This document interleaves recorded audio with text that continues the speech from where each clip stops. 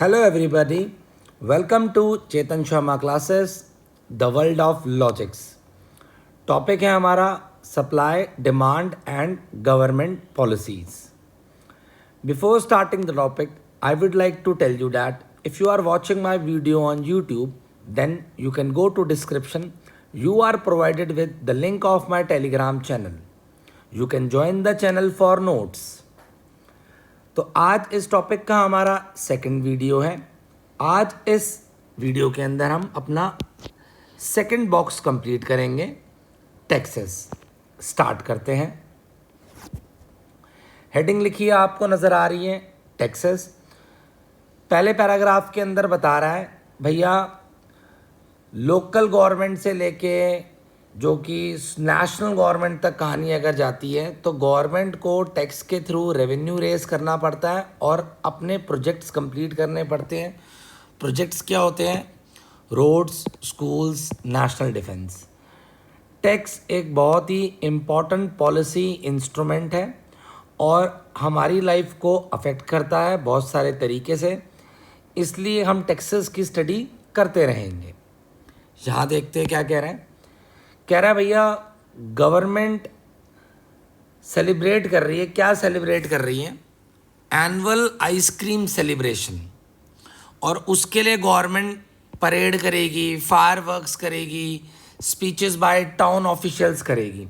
अब इन सब चीज़ों में पैसा खर्च होगा तो गवर्नमेंट को रेवेन्यू रेस करने की ज़रूरत है. सपोज करो गवर्नमेंट $0.5 का टैक्स लगा रही है आइसक्रीम कोन्स पे. ठीक है जी.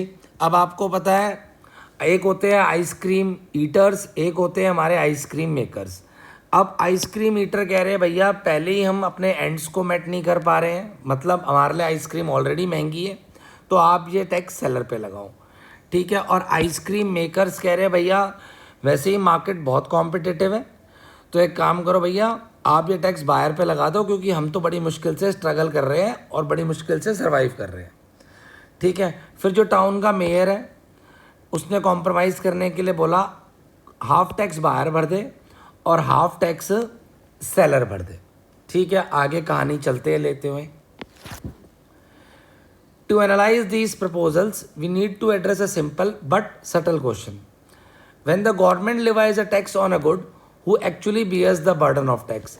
भाई जब गवर्नमेंट टैक्स लगाती है तो ये बर्डन ऑफ टैक्स एक्चुअली में कौन बियर करता है?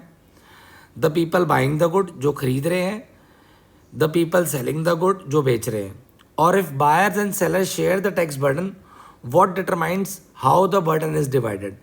अगर बायर और सेलर टैक्स का बर्डन शेयर कर रहे हैं तो भैया कौन डिटरमाइन करेगा कि ये बर्डन कैसे डिवाइड किया जाएगा दोनों के ऊपर. Can the government simply legislate the division of the burden as the mayor is suggesting or is the division is determined by more fundamental market forces. ठीक है जी भैया. बता रहा है जो मेयर बोल रहा है क्या वो काम कर ले, क्योंकि मेयर तो बोल रहे हैं बायर और सेलर पे हाफ टैक्स कर दो, या फिर भाई हम ये डिवीज़न सीखेंगे मार्केट फोर्सेस की मदद से, मतलब डिमांड और सप्लाई की मदद से. The term tax incidence refers to how the burden of tax is distributed among various people who makes up the economy. Tax incidence का मतलब है कैसे ये बर्डन ऑफ टैक्स डिस्ट्रीब्यूट किया जाएगा. As we will see, some surprising lessons about tax incidence can be learned by applying the tools of supply and demand. अब हम आगे की तरफ मूव करते हैं. हेडिंग लिखिए how taxes on seller affects the market outcome. अब पीछे हमने पढ़ लिया है कि गवर्नमेंट टैक्स लगा रही है $0.5 का. ठीक है ना भैया आइसक्रीम में. ठीक है. यहाँ देखते हैं how does this law affect buyers and sellers of ice cream. To answer this question we can follow 3 steps in chapter 4 for analyzing supply and demand. हमने पीछे 3 स्टेप करे हुए हैं. पीछे की वीडियोस अगर आपने देखी होगी तो पहला स्टेप है हम देखते हैं डिमांड शिफ्ट होगा सप्लाई या फिर दोनों. सेकंड स्टेप में हम देखते हैं वो लेफ्टवर्ड शिफ्ट हो रहे हैं कर्व या राइटवर्ड शिफ्ट हो रहे हैं कर्व. थर्ड स्टेप में हम देखते हैं इक्विलिब्रियम प्राइस और इक्विलिब्रियम क्वांटिटी पे क्या इफेक्ट आया है. अब स्टेप नंबर 1 को देख लेते हैं. The immediate impact of tax is on sellers of the ice cream, क्योंकि बोला जा रहा है हम सेलर्स पे टैक्स लगा रहे हैं. ठीक है ना, टैक्स बायर पे नहीं लग रहे हैं, तो वो डिमांड कर्व को अफेक्ट नहीं करेगा। तो पता लग गया वो सप्लाई कर्व को अफेक्ट करेगा। ठीक है, लिखा है यहाँ पे, so it shifts the supply curve. ठीक है जी। स्टेप 2 में बता रहा है भैया जितने भी मेकर्स है या सेलर्स ऑफ आइसक्रीम है उन पे टैक्स लग रहे हैं तो उनकी कॉस्ट ऑफ प्रोडक्शन बढ़ जाएगी, प्रॉफिट मार्जिन कम हो जाएगा तो सप्लाई कम हो जाएगी। सप्लाई जब कम होगी तो सप्लाई कर्व लेफ़्ट की तरफ मूव कर जाएगा। यहाँ रेड लाइन से मैंने कुछ इंपॉर्टेंट बात अंडरलाइन कर रखी है। In addition to determining the direction in which the supply curves move, we can also be precise about the size of the shift. हमें जो सप्लाई कर्व शिफ्ट हो रहा है, जो हमने स्टेप 2 में सीख लिया है, वो लेफ़्ट की तरफ शिफ्ट हो रहा है, तो वो कितने अमाउंट से शिफ्ट हो रहा है हमें उसको लेके बड़ा प्रिसाइज रहना है, यहाँ पे वो बोल रहा है। ठीक है, अब आगे की कहानी रीड करते हैं, एग्जाम्पल के थ्रू बताना चाह रहा है। कह रहा है for any market price of ice cream, कह रहा है मार्केट प्राइस कुछ भी हो, अब पता लग गया है सेलर पे टैक्स लग रहे हैं $0.5 के, तो जो इफेक्टिव प्राइस सेलर को मिलेगा, इफेक्टिव प्राइस का मतलब है सेलर की जेब में पैसा आएगा, वो टैक्स पे करने के बाद ही आएगा, और टैक्स का अमाउंट कितना है $0.5। ठीक है जी। अब वो बता रहा है सपोज करो जो मार्केट प्राइस है वो $2 है, तो सेलर को कितना मिलेगा, $1.5 ही मिलेगा। यहाँ रीड करते हैं, whatever the market price seller will supply quantity of ice cream as if the price were 0.5 lower than it is. उसको तो भैया 0.5 लोअर ही प्राइस मिलने हैं, ठीक है ना, $0.5। Put differently, to induce seller to supply any given quantity, the market price must now be 0.5 higher to compensate for the effect of the tax। कह रहा भैया अब जो मार्केट प्राइस होना चाहिए वो 0.5 हायर होना चाहिए ताकि आप उसको कंपनसेट कर सको, जो उस पर टैक्स लग रहा है आप उसके बदले पहले ही 0.5 मार्केट प्राइस को हायर कर दो ताकि वो कंपनसेट किया जा सके। ठीक है जी। Thus, as shown in figure 6, the supply curve shifts upward from S1 to S2 by the exact size of the tax 0.5। ये इंपॉर्टेंट बात है। तो जितना सप्लाई कर्व शिफ्ट हो रहा है वही टैक्स का अमाउंट है $0.5। डायग्राम से स्टडी करते हैं। डायग्राम के अंदर हमें नज़र आ रहा है हमारा X axis, Y axis. X axis में है quantity of ice cream, Y axis में प्राइस ऑफ आइसक्रीम। केस हमारा चल रहा है कि हमने टैक्सेस लगाए हैं सेलर के ऊपर। ठीक है जी। तो भैया ये इक्विलिब्रियम है, यहाँ पे $3 हमारा प्राइस है, इक्विलिब्रियम प्राइस, और 100 यूनिट्स हमारी इक्विलिब्रियम क्वांटिटी है। ठीक है जी। अब स्टोरी में क्या है, स्टोरी में ये है कि भैया टैक्सेस लग गए सेलर पे, तो सप्लाई का हमारा लेफ्टवर्ड शिफ्ट हो गया, इसका नाम दे दिया मैंने S2। ठीक है। अब मैंने आपको बताया है जितने अमाउंट से सप्लाई कर्व शिफ्ट हुआ है उतना ही टैक्स का अमाउंट है।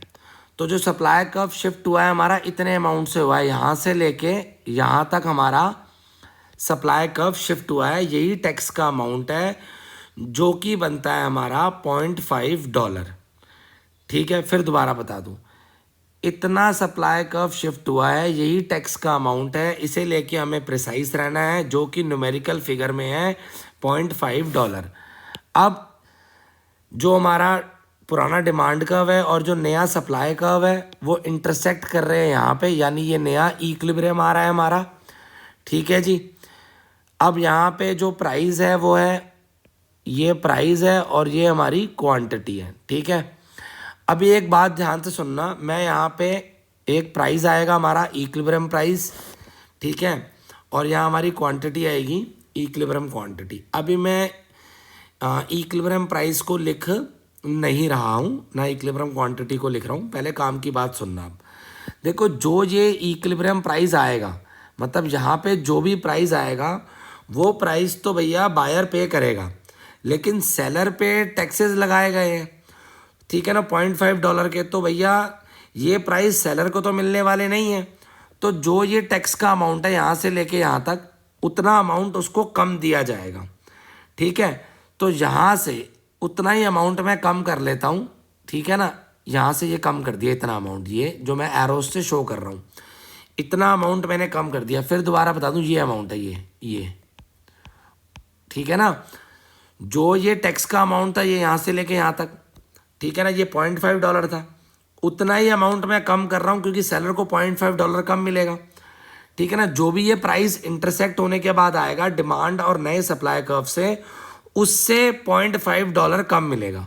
तो भैया ये वो डिस्टेंस मैंने यहाँ ले लिया, ये, ठीक है ना। आई hope concept is clear, concept समझ आना बहुत ज़रूरी है, ठीक है। यानी सेलर को जो प्राइस मिलेगा वो यहाँ मिलेगा, ये सेलर का प्राइस है।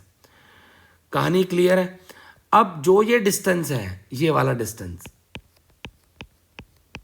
ये डिस्टेंस $0.5 है, यानी कुछ अमाउंट $3 से ऊपर जाएगा, कुछ अमाउंट $3 से नीचे आएगा, ठीक है। तो मैंक्यू जी वो अमाउंट की वैल्यू लिख देते हैं, यहाँ पे अमाउंट की वैल्यू लिख देते हैं मैंक्यू जी $3.30 और यहाँ लिख देते हैं $2.80। तो कहने का मतलब अब ये है, जो बायर प्राइस देगा वो देगा $3.30 और जो हमारा सेलर है उसको जो पैसा मिलेगा वो मिलेगा $2.80, ठीक है। अब मैं आपके लिए लिख देता हूँ, यहाँ लिख रहा हूँ प्राइस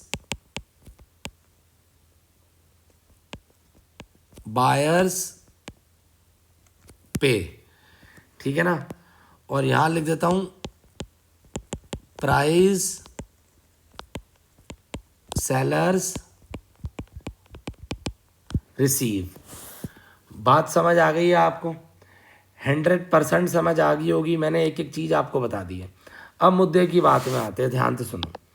देखो, जब कोई सप्लाई कर्व शिफ्ट नहीं हुआ था तो ये हमारा इक्विलिब्रियम प्राइस था, ये इक्विलिब्रियम क्वांटिटी थी, ठीक है ना भैया। सप्लाई शिफ्ट होने के बाद हमारा भैया अब नया इक्विलिब्रियम प्राइस आ गया है $3.30।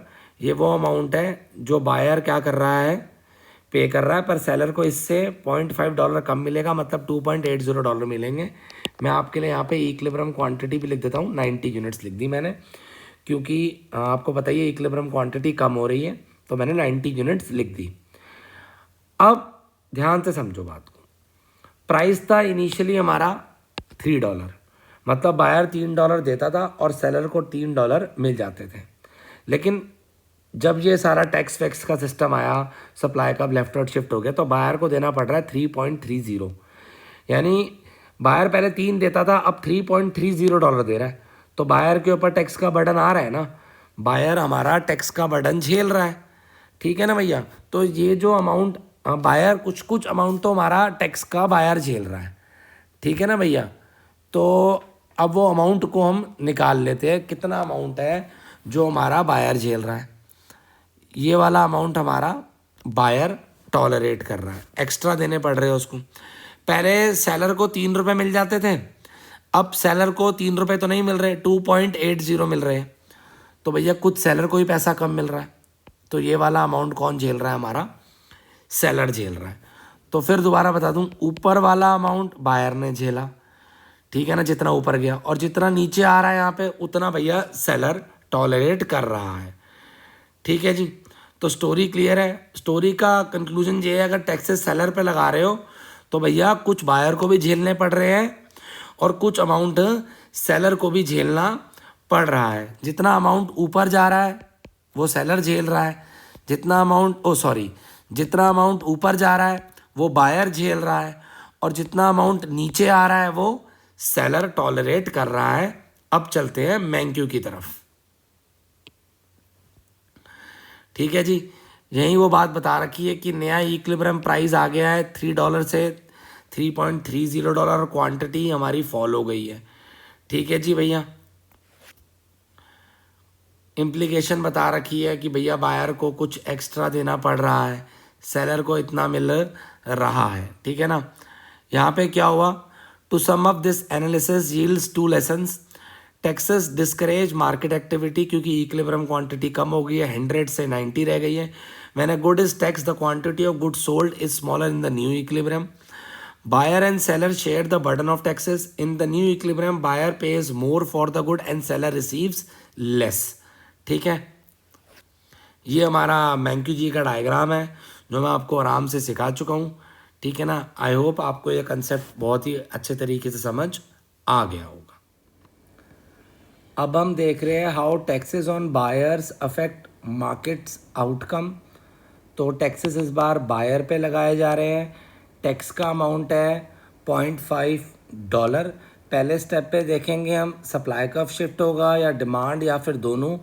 तो भैया टैक्सेस बायर्स पे लगाए जा रहे हैं तो डिमांड कर्व शिफ्ट होगा हमारा, ठीक है। सप्लाई कर्व में कोई शिफ्ट नहीं आएगा।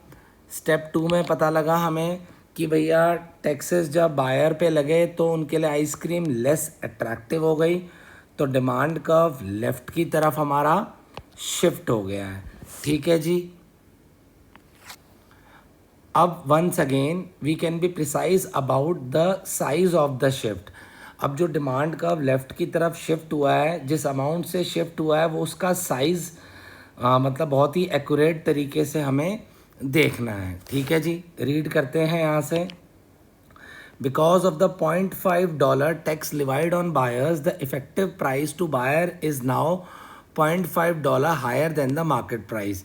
कह रहा है जो भी मार्केट प्राइस है भैया बायर को तो उससे $0.5 फालतू ही देना पड़ रहा है। कह रहा है अगर मार्केट प्राइस $2 है तो बायर को पे करना पड़ रहा है, जो बायर का इफेक्टिव प्राइस है वो है $2.5, ठीक है ना भैया। अब यहाँ रीड करते हैं। Because buyers look at their total cost including the tax, they demand a quantity of ice cream as if the market price were 0.5 higher than it actually is। मतलब उनको तो भैया जो मार्केट प्राइस पड़ रहा है वो तो $0.5 हायर ही पड़ रहा है, ठीक है। यहाँ देखते हैं दूसरे तरीके से। In other words, to induce buyer to demand any given quantity, the market price must be $0.5 lower to make up for the effect of the tax. मतलब भैया अगर तुम चाहते हो बायर डिमांड करे तो भैया उससे $0.5 कम लिया जाए, ठीक है ना। मार्केट प्राइस $0.5 कम लिया जाए ताकि उसको कंपनसेट कर सको आप, जो टैक्स लगाए उससे आप उसको कंपनसेट कर सको, ठीक है। यहाँ वो बता रहा है जितने से डिमांड कर्व शिफ्ट होगा डाउनवर्ड, मतलब लेफ़्ट की तरफ डिमांड कर्व जो शिफ्ट होगा वही हमारा टैक्स का अमाउंट है, $0.5। डायग्राम में चेक करते हैं। ये डायग्राम बना रखा है, हेडिंग लिखी है, बायर पे टैक्सेस लग रहे हैं, एक्स एक्सिस वाई एक्सिस को आराम से देख सकते हो। ये हमारा इक्विलिब्रियम है, वहाँ पे $3 हमारा इक्विलिब्रियम प्राइस है और 100 यूनिट्स हमारी इक्विलिब्रियम क्वांटिटी है। अब आराम से देखो बिल्कुल ध्यान के साथ। अब डिमांड कर्व हमारा लेफ़्ट की तरफ शिफ्ट हो गया है। शिफ्ट होते ही मैं इसका नाम रख देता हूँ D2, ठीक है। अब ये जो डिमांड का हमारा शिफ्ट हुआ है वो इतने अमाउंट से हुआ है, ठीक है जी। यही टैक्स का अमाउंट है $0.5, ठीक है। अब जो नया इक्विलिब्रियम प्राइस और इक्विलिब्रियम क्वांटिटी आ रही है वो ये है। तो नया इक्विलिब्रियम प्राइस और नई इक्विलिब्रियम क्वांटिटी आ गई है। ये इक्विलिब्रियम प्राइस है और ये हमारी इक्विलिब्रियम क्वांटिटी है, ठीक है। अब भैया जो ये इक्विलिब्रियम प्राइस आया है, ये प्राइस जो भी यहाँ पे प्राइस आएगा ये प्राइस तो सेलर को मिलेगा, लेकिन जो हमारा अमाउंट ऑफ टैक्स है $0.5, ठीक है ना, यहाँ से लेके यहाँ तक, ठीक है ना, उसको मैं अब वर्टिकली ले रहा हूँ। बायर को तो $0.5 ज़्यादा ही देना है, बायर को तो $0.5 ज़्यादा ही देना है, यानी बायर को जो अमाउंट देना है वो ज़्यादा देना है $0.5 से। यानी अब ये जो डिस्टेंस है ये हमारा ऊपर की तरफ जाएगा, ये वाला अमाउंट, ये वर्टिकल ले रहा हूँ मैं टैक्स का अमाउंट, ये, ठीक है ना। ये बात आपको बड़े ही ध्यान से समझनी है, ठीक है। तो मैं यहाँ पे लाइन से बना के आपको दिखाता हूँ, ठीक है ना।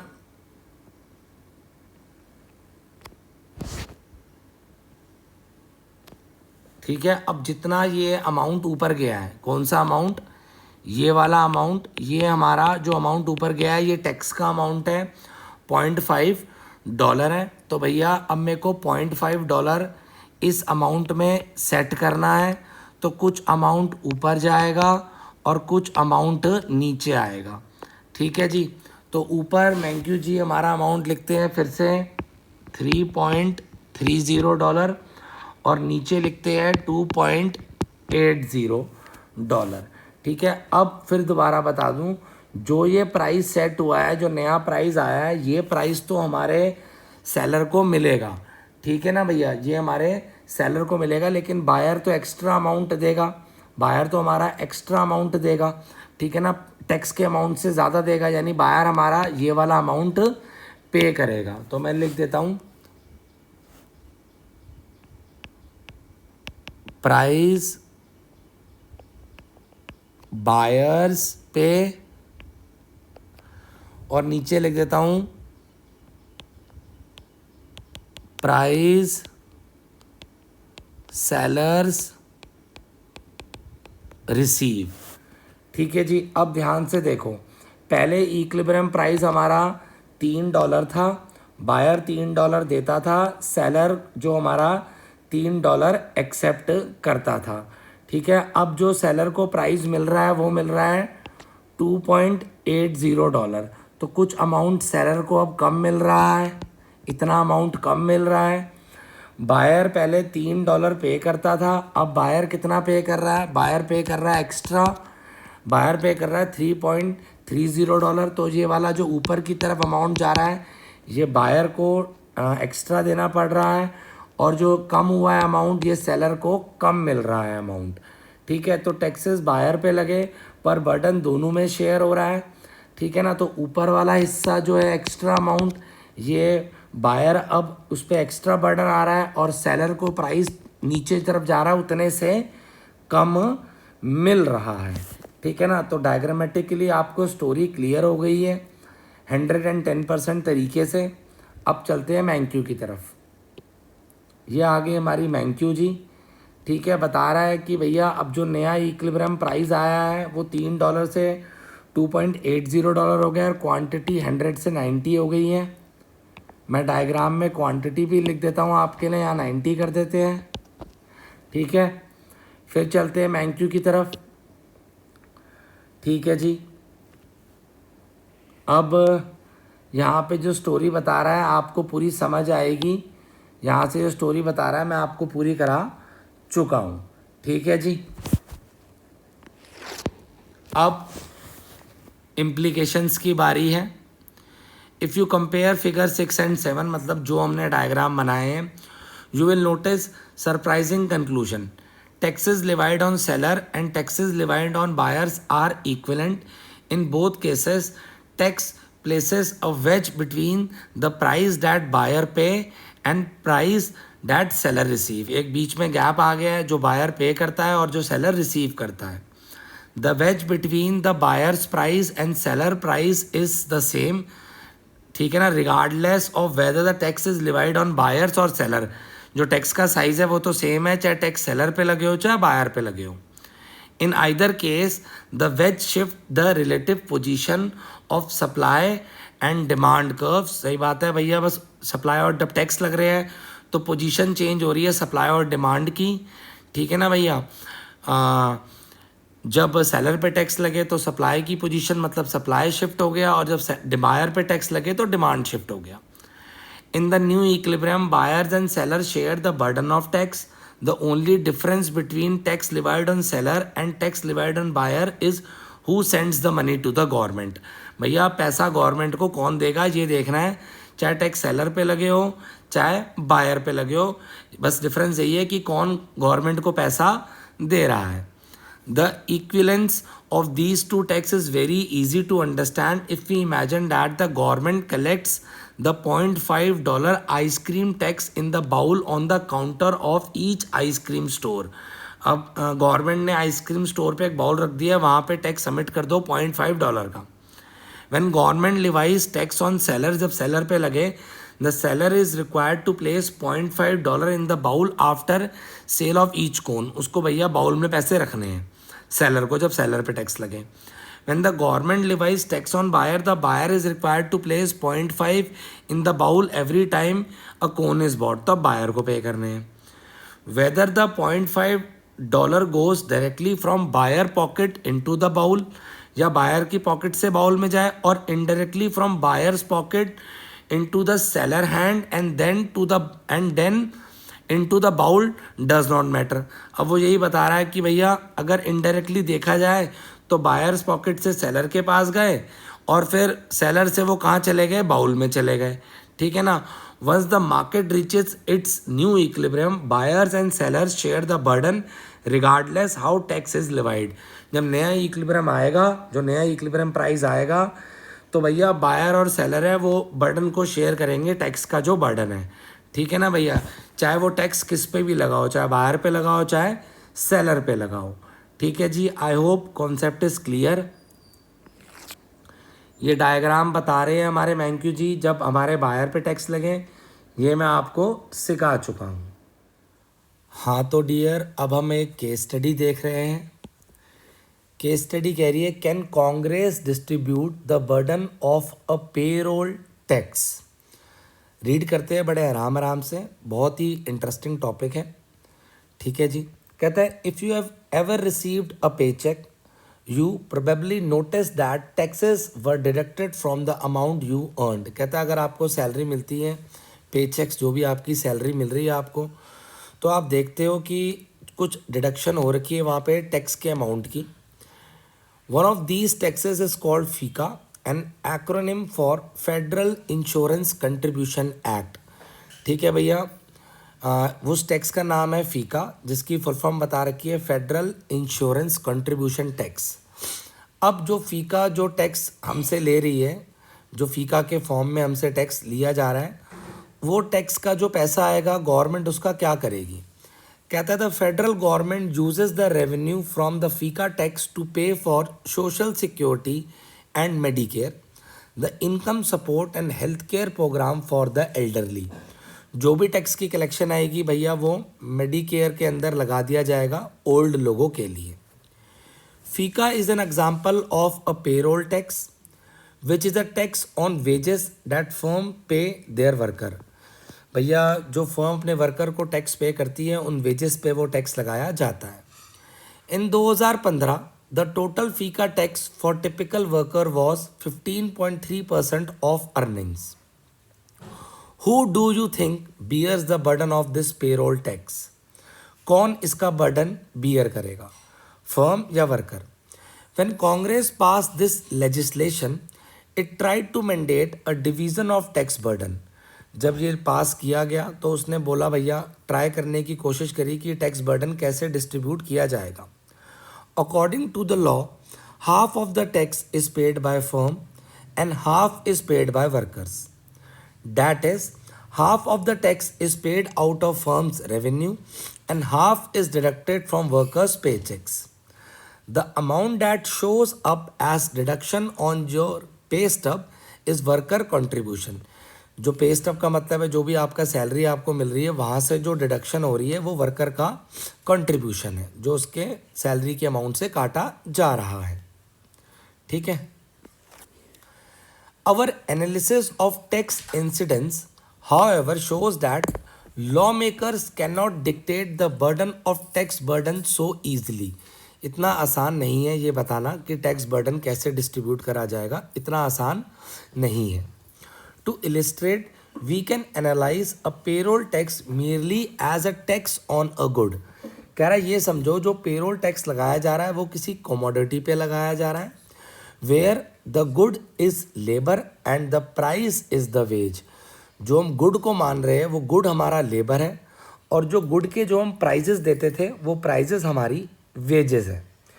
पहले मैं आपको डायग्राम से समझाता हूँ, एक्सप्लेनेशन आप पढ़ोगे फिर आपको समझ आएगी, कोई दिक्कत की बात नहीं है। मैं पहले डायग्राम की तरफ चलता हूँ।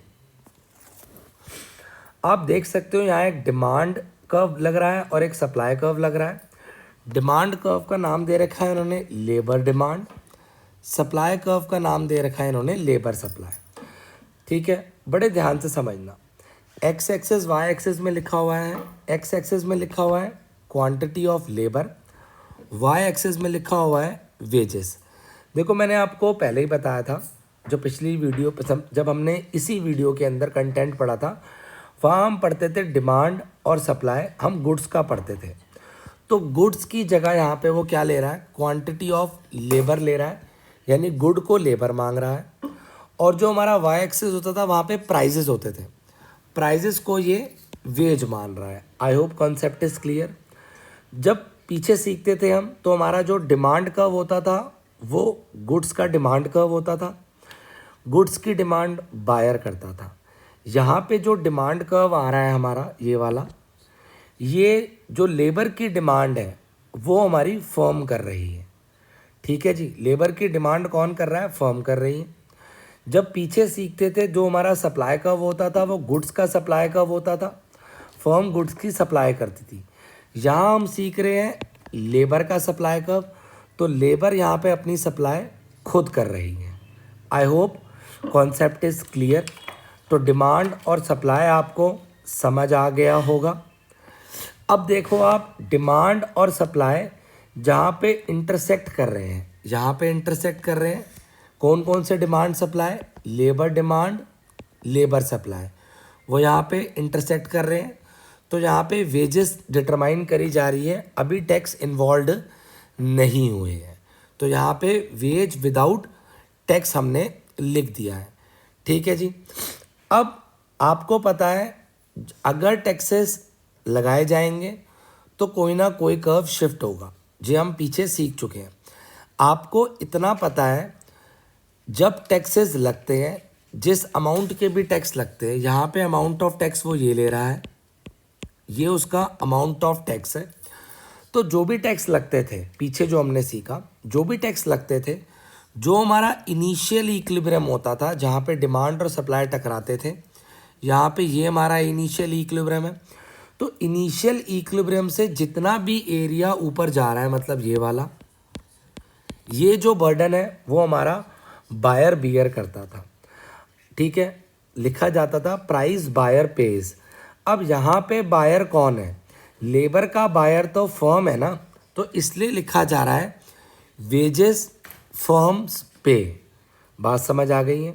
और जब हम पीछे पढ़ते थे जहाँ डिमांड सप्लाई टकराते थे, तो इनिशियल इक्विलिब्रियम के नीचे जितना भी कम होता था प्राइस, वो हमारा सेलर बियर करता था। लिखा जाता था प्राइस सेलर रिसीव्स। जितना भी प्राइस कम हुआ है, ये वाला प्राइस, ये हमारा सेलर को कम प्राइस दिया जाता था।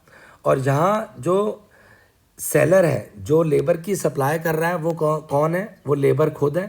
तो इसलिए लिख रहे हैं यहाँ पे wage worker receives. I hope concept is clear, बात समझ आ गई होगी। अब ये हमारा यहाँ पे इनिशियल इक्विलिब्रियम है, ये हमारा टैक्स है। तो इनिशियल इक्विलिब्रियम के ऊपर जितना भी जा रहा है वो बियर करना पड़ेगा, वो मतलब अमाउंट हमारी बियर करना पड़ेगा हमारी फर्म को। ठीक है, तो इनिशियल इक्विलिब्रियम से जितना भी ऊपर जा रहा है वो फर्म हमारी एक्स्ट्रा पैसे पे कर रही है। तो लिखा जा रहा है वेजेस फर्म पेस, जो इनिशियल इक्विलिब्रियम से ऊपर जा रही है, मैं बार बार बता रहा हूँ। ठीक है, और जो इनिशियल इक्विलिब्रियम से नीचे जा रहा है वो हमारे जो लेबर की सप्लाई करने वाले लोग हैं वो रिसीव कर रहे हैं। तो लिखा जा रहा है वेज वर्कर रिसीव्स। तो जो भी टैक्स लग रहा है, कुछ अमाउंट हमारी फर्म के बियर करना पड़ रहा है। ठीक है ना, कुछ अमाउंट हमारी फर्म को बियर करना पड़ रहा है जो इनिशियल अमाउंट से ऊपर जा रहा है। ठीक है, और जो इनिशियल अमाउंट से नीचे जा रहा है वो हमारे जो लेबर है, जो लेबर की सप्लाई कर रहे हैं, उनको बियर करना पड़ रहा है। ठीक है, तो भैया हम चाहे टैक्सेस, जो टैक्सेस यहाँ पे लग रहे हैं, जो टैक्स का वेज है, जो अमाउंट है टैक्स का, वो चाहे फर्म पे लगाए जा रहे हैं जो लेबर की डिमांड कर रही है, चाहे लेबर पे लगाए जा रहे हैं जो लेबर की सप्लाई कर रही है, टैक्स का बर्डन दोनों पे ही जा रहा है, दोनों को ही टैक्स का बर्डन शेयर करना पड़ रहा है। यही डायग्राम हमें बता रहा है। अब मैं पीछे जाके आपको इसकी एक्सप्लेनेशन बता देता हूँ, ना भी बताऊँ तब भी आपको समझ आएगी, लेकिन एक बार आपकी सहूलियत के लिए मैं बता देता हूँ। ये मैं पीछे आ गया, पीछे क्या लिखा हुआ है यहाँ से रीड कर लो। The key feature of the payroll tax is that it places a wedge between the wage that firm pay and the wage that worker receive. ठीक है, ये हम पढ़ चुके हैं, फिगर 8 में आपको दिखा चुका हूँ। कहता है when a payroll tax is enacted the ways received by worker fall. सही बात है, वर्कर को अब कम वेज मिल रही है, and wage paid by firm rises, firm ज़्यादा वेज पे कर रही है। In the end workers and firm share the burden of the tax much as the legislation requires. दोनों को ही टैक्स का बर्डन शेयर करना पड़ रहा है। Yet this division of tax burden between worker and the firm has nothing to do with the legislated division. The division of the burden in figure 8 it not necessarily 50-50, ज़रूरी नहीं है ये 50-50 ही हो. And the same amount would prevail if the law levy the entire tax on worker or if it levied entire tax on the firm. Firm किसी पे भी tax लगाए, burden तो दोनों को ही शेयर करना है. This example shows that the most basic lesson of tax incidence is often overlooked in the public debate. Lawmaker can decide whether a tax come from buyer's pocket or from sellers, but they cannot legislate the two burden of the tax. Lawmaker ये बता सकते हैं कि हम tax buyer पे लगा रहे हैं या सेलर पे लगा रहे हैं. बायर हमारी यहाँ पे फर्म हो गई क्योंकि फर्म लेबर की डिमांड कर रही है, और सेलर जो है वो हमारी लेबर खुद ही है क्योंकि वो लेबर की सप्लाई कर रही है. तो लॉ मेकर ये बता सकते हैं वो बायर पे टैक्स लगाएंगे या सेलर पे टैक्स लगाएंगे, पर वो ये नहीं बता सकते कि ट्रू बर्डन ऑफ टैक्स कहाँ पे जा रहा है. Rather tax incidence depend on the forces of demand and supply. Tax किस पे जा रहा है वो डिपेंड करता है forces of demand and supply पे. यहाँ पे हमारा टॉपिक क्लियर होता है. मैं डायग्राम फिर से दिखा देता हूँ. ये वो डायग्राम है जो मैं आपको समझा चुका हूँ. अब हम टॉपिक कर रहे हैं इलास्टिसिटी एंड टैक्स इंसिडेंस. कहता है when a good is taxed buyer and sellers of a good share the burden of the tax. जब टैक्स लगता है तो बायर और सेलर टैक्स के बर्डन को शेयर करते हैं. But how exactly is the tax burden divided? Only rarely it will be shared equally. To see how the burden is divided, consider the impact of taxation in the two markets in figure 9. Diagram में देखेंगे कैसे burden of tax divide हो रहा है. In both cases, the figure shows the initial demand curve, the initial supply curve, and a tax that drives a wedge between the amount paid by buyers and the amount received by sellers. अब bracket में लिखा हुआ है not drawn in either panel of the figure is the new supply और demand curve.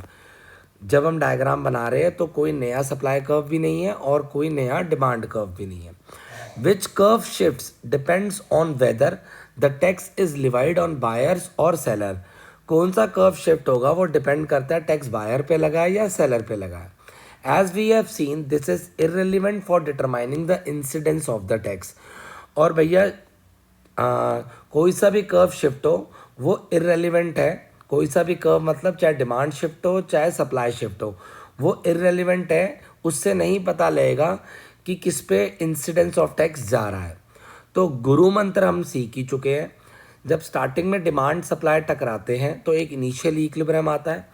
Initial equilibrium से जितना भी price ऊपर की तरफ जाता है वो बर्डन हमारा बायर शेयर करता है, और इनिशियल इक्विलिब्रियम से जितना भी प्राइस हमारा नीचे की तरफ आता है वो बर्डन हमारा सेलर बियर करता है. ये बात हमें अच्छे तरीके से पता है. ठीक है जी. अब मैं आपको डायग्राम के थ्रू सिखाता हूँ, बड़े आराम से देखना.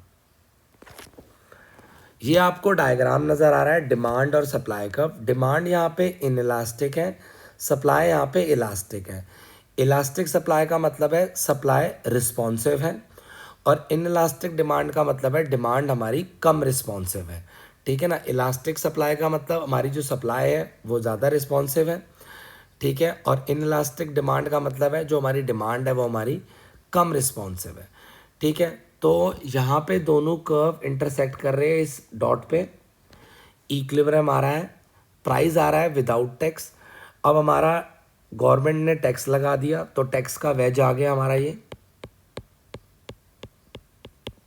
ठीक है. मैं आपको बता चुका हूँ जो भी इनिशियल प्राइस होता है, ये हमारा इनिशियल प्राइस था, ये इसके जितना भी ऊपर जा रहा है ये बर्डन हमारे बायर पे आ रहा है. एक्स्ट्रा जो ऊपर प्राइस जा रहा है वो बायर को देना पड़ रहा है, और जो नीचे की तरफ आ रहा है जो प्राइस कम हो रहे हैं उतना प्राइस हमारे सेलर को कम मिल रहा है.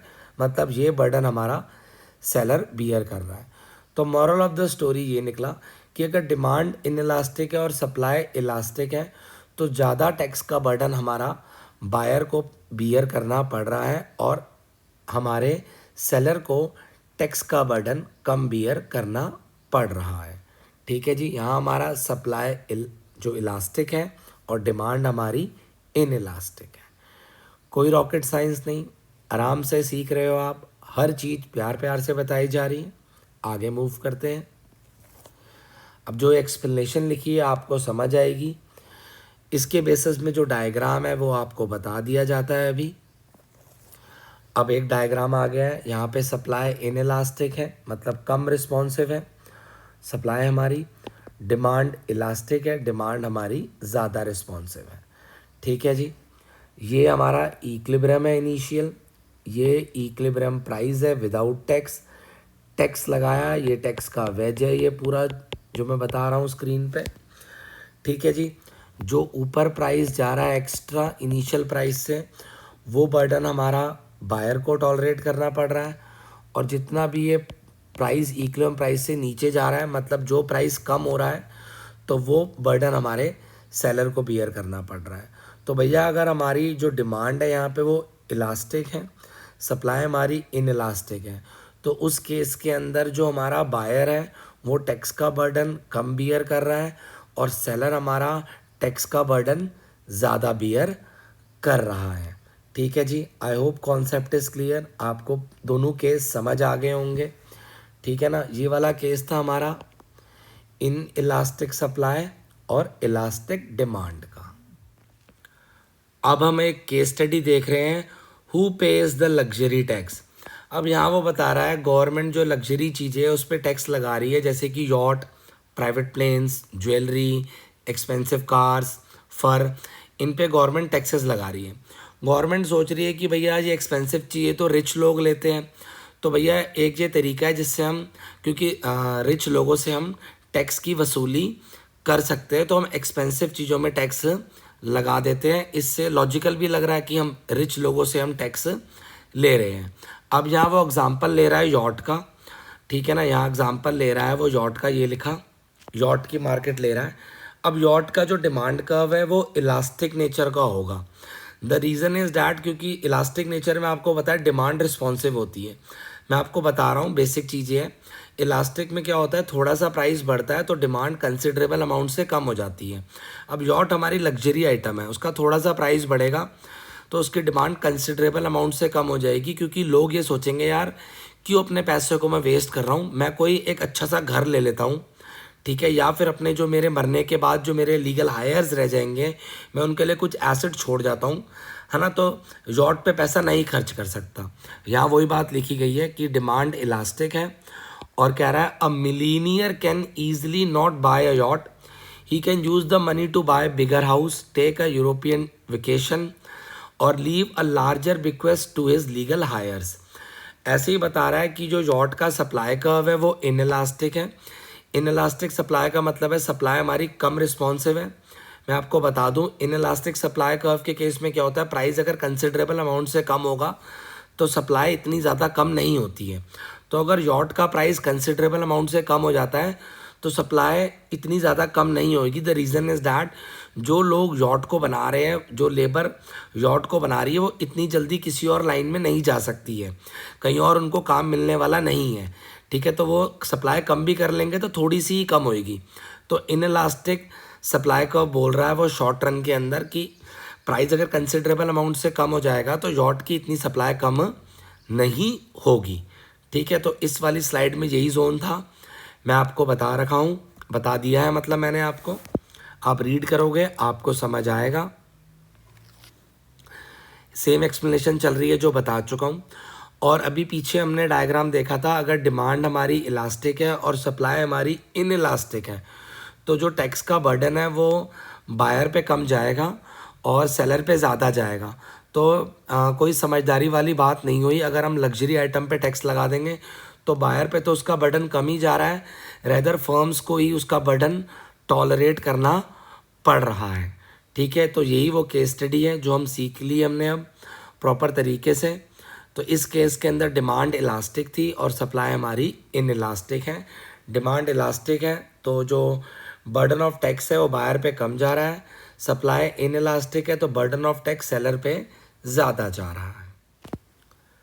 कंक्लूजन क्या कह रहा है, कह रहा है the economy is governed by two kind of laws, the laws of supply and demand and the laws enacted by the government. हमारा एक लॉ हो गया सप्लाई और डिमांड का लॉ, और सेकंड लॉ हो गया जो गवर्नमेंट इनेक्ट कर रही है, मतलब जो गवर्नमेंट लगा रही है।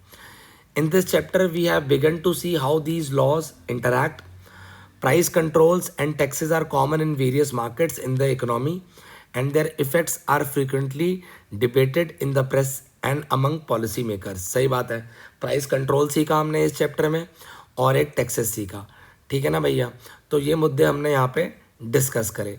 सेकंड पैराग्राफ को देख लेते हैं क्या कह रहा है। कह रहा है in subsequent chapters we analyse many government policies in greater detail, we examine the effect of taxation more fully and consider a broader range of policies than we considered here. और डिटेल में आगे जाके देखेंगे। Yet the basic lesson of this chapter will not change. When analyzing government policies, supply and demand are the first and most useful tools of analysis. Normal सी बातें बताइए, इस chapter में क्या पढ़ा, आगे भी हम क्या सीखेंगे। So thanks for watching my video. अगर आपके कोई भी डाउट हो तो आप मुझे व्हाट्सएप कर सकते हैं 9891156969 पे। और अगर आप हमारा वीडियो यूट्यूब में देख रहे हैं तो डिस्क्रिप्शन में हमारे टेलीग्राम चैनल का लिंक है, आप हमारा टेलीग्राम चैनल ज्वाइन कर सकते हैं, वहाँ पे आपको सारे के सारे नोट्स मिल जाएंगे। Once again thank you very much.